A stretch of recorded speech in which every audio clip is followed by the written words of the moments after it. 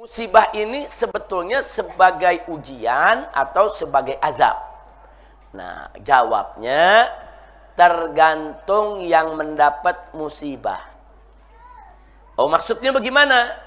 Nah, manusia ini, Bu, bisa kita kelompokkan dalam konteks musibah menjadi 3 kelompok. Yang pertama, saudara, kelompok orang yang bertakwa, beriman, bertakwa, seperti para nabi, para rasul. Para nabi, para rasul kan juga ada yang dapat musibah, Bu. Ada yang dapat penyakit, ada yang dikejar-kejar sama pengikut sama kaumnya, macam-macam. Nah, sekarang kalau para nabi, para rasul, para ulama, para aulia, para orang-orang yang sholihin, mereka mendapat musibah, apakah itu penyakit atau fitnah dan lain sebagainya. Nah, musibah yang menimpa kelompok orang-orang ini yang sangat beriman bertakwa kepada Allah itu dipastikan sebagai mihnatun atau sebagai imtihan, sebagai ujian. Nah, Bu, jelas, Bu? Jadi kalau orang soleh dapat musibah itu ujian. Nabi dapat musibah itu ujian. Rasul dapat musibah itu ujian. Para sahabat Nabi dapat musibah itu ujian. Para ulama, aulia, sholihin, para wali dapat musibah itu ujian. Nah, untuk apa mereka diuji? Untuk lebih meningkatkan kedudukan mereka di sisi Allah. Karena kelompok orang-orang ini kalau dapat musibah, mereka selalu sabar. Sabar menerimanya. Nggak ada nabi yang nggak sabar. Semua nabi sabar di dalam menerima musibah. Nah, karena itu semakin mereka mendapat ujian, semakin mereka sabar, semakin tinggi kedudukan mereka di sisi Allah Subhanahu wa taala. Yang kedua kelompok orang-orang yang beriman, artinya dia muslim, beriman kepada Allah, dia tergolong ya orang-orang baik, tapi kadang-kadang masih melakukan kejahatan. Ada gak, Bu? Setengah-setengah, Bu. Ntar baik, ntar enggak. Kira-kira jelas gak, Bu? Nah, ini orang semacam ini, dia muslim, secara umum dia baik, tapi ada aja maksiat yang dia kerjain, ada aja kejahatan yang dia lakukan.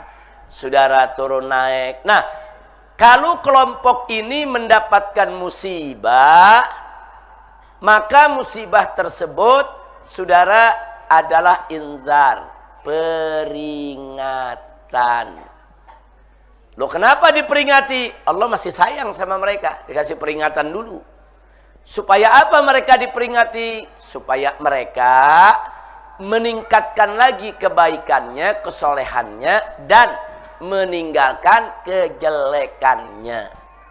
Oh, dia sadar, oh ini dapat musibah, peringatan nih dari Allah nih. Nah, segera perbaiki diri. Perbaiki diri. Yang tadinya nggak sholat, ya sholat. Yang tadinya malas puasa Ramadan, ya puasa. Yang tadinya nggak mau bayar zakat, ya bayar zakat. Rubah. Yang tadinya akhlaknya tidak bagus, ya perbaiki. Nah, jadi kelompok ini banyak nih, kelompok seperti ini nih. Jadi kalau mereka mendapatkan musibah, musibah itu adalah peringatan. Nah, untuk apa diperingati? Agar mereka memperbaiki diri. Lalu kalau mereka memperbaiki diri bagaimana? Mereka dapat musibah, mereka sadar, oh iya, memang kami berdosa kepada Allah. Kami perbaiki diri, kami istighfar. Maka, Bu, musibah yang mereka dapat untuk menyuci dosa mereka. Tathhiruz dzunub. Nah, apa arti tathhiruz dzunub? Membersihkan dosa. Nah, jadi orang yang dikasih peringatan tuh disayang sama Allah. Allah sayang sama dia, Allah kasih peringatan, dia tobat, dia sadar, dosanya Allah hapus. Nah, jadi itu yang namanya peringatan. Jadi kalau kelompok yang sangat beriman bertakwa, seperti tadi tuh, para nabi, para rasul, para aulia, para sholihin, itu ujian. Tapi kalau kelompok yang menengah tuh, Bu, ya, dia orang muslim, secara umum baik, tapi masih kadang-kadang masih suka lupa, masih suka khilaf, masih suka melakukan keburukan. Nah, kelompok ini dikasih peringatan karena Allah sayang sama mereka. Nah, yang ketiga kelompok orang yang gak beriman kepada Allah. Orang-orang yang nggak beriman kepada Allah, orang-orang kafir, orang-orang musyrik, atau orang-orang yang suka memutarbalikan agama, menghina-hina agama, kaum zindik, atau orang-orang yang seumur hidupnya bikin dosa aja kerjaannya. Jadi nggak pernah sholat, ngakunya Islam, KTP-nya Islam. Sholat nggak pernah, puasa Ramadan nggak pernah. Yang haram dia kerjain, dia berzina, dia menenggak minuman keras, dia berjudi, dia mencuri, dia membunuh, dia menyakiti orang. Udah, pokoknya hidupnya udah betul-betul penuh dengan kemaksiatan. Nah, kelompok orang semacam ini, Bu, kalau mereka mendapatkan musibah, musibah itu adalah azab, siksa dari Allah. Na'udzubillah min dzalik. Siksa dari Allah. Nah, kadang-kadang ada yang dalam siksa tersebut ya mati dalam su'ul khatimah, mati dalam keadaan jelek. Tapi ada juga nggak mati, Allah masih kasih kesempatan untuk taubat. Ada, Allah kasih kesempatan untuk taubat. Ayo, ini Allah udah kasih azab nih, taubat gak dia? Nah, kalau dia bertaubat kembali, saudara, niscaya Allah pasti akan menerima taubat hambanya. Insya Allah. Kira-kira jelas gak, Bu? Jadi kalau ada musibah nih terjadi, kita jangan langsung bilang, ini pasti bencana nih, pasti azab.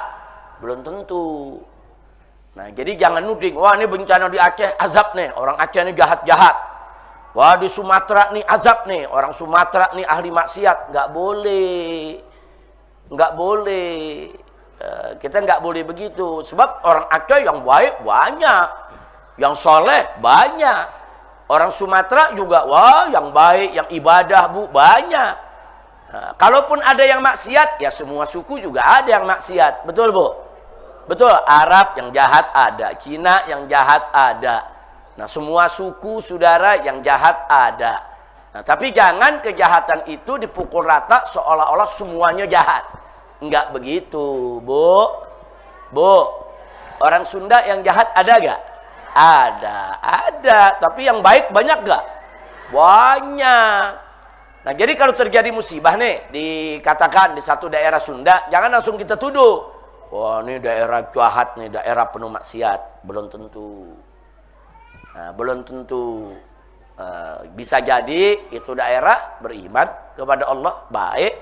Cuman Allah mau uji mereka.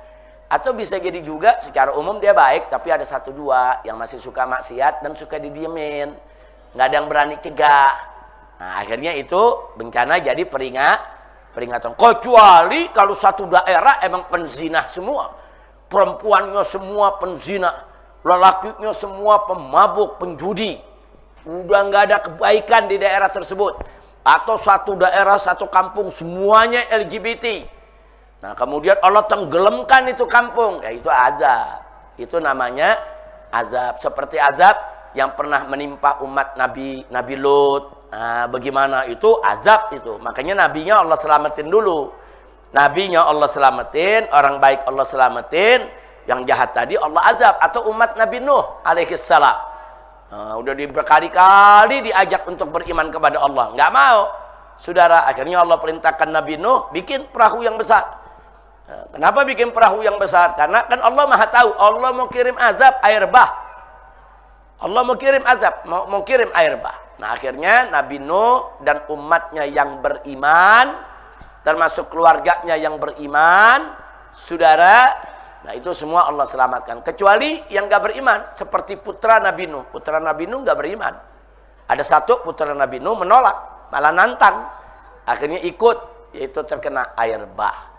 Nah, jadi kalau kejadian musibah, datang itu bencana. Bagi Nabi Nuh, ujian. Bagi kaumnya yang menolak, azab. Kira-kira jelas, Bu? Nah, jadi sekarang ada bencana di Aceh. Di Aceh banyak gak? Ada gak orang yang soleh? Ada. Kalau mereka kena, ujian. Nah, di Aceh ada gak orang yang ya kadang baik, kadang juga nggak baik? Ada. Berarti peringatan. Di Aceh ada gak oknum yang jahat? Ada. Kena musibah, berarti azab. Na'udzubillah min dzalik. Nah, jadi kita nilai diri sendiri aja lah, jangan nilai orang. Nah, kalau kita kena musibah nih, oh kita sakit nggak baik-baik, sakit ke dokter nggak sembuh-sembuh, sakit udah periksa ke sono kemari nggak ketahuan penyakitnya apa. Wah, ini musibah dari Allah. Kenapa ya? Oh, selama ini saya nggak pernah sholat, nggak pernah puasa, wah lagi diazab.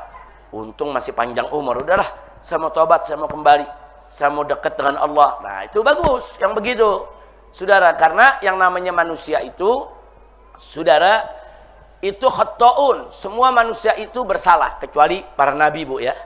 Semua manusia bersalah. Wa khairu khata'in, dan sebaik-baiknya orang yang bersalah at-tawwabun, orang-orang yang bertaubat.